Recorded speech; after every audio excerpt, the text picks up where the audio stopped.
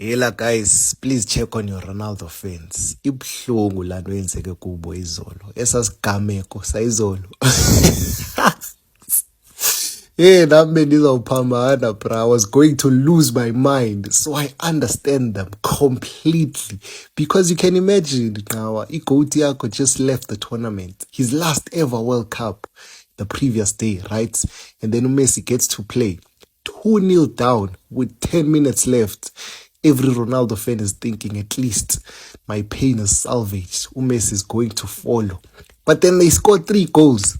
And all the hope they had instantly turns into disappointment. Like I understand a lot pain ubingakanani fethu. So I understand the outrage. It stems from the absolute shock. Argentina took away something they were going to hold on to for the rest of their lives. But at least Argentina got knocked out by Egypt. At least our goats all left the competition in the round of 16. At least.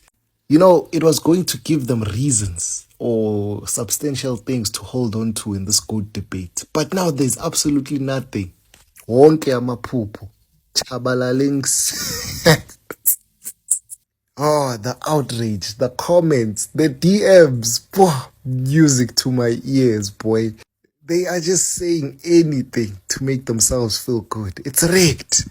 The ref was favoring Argentina, an entire French referee. You know what we did to France in the previous World Cup? Do you even think that guy would be remotely biased towards Argentina?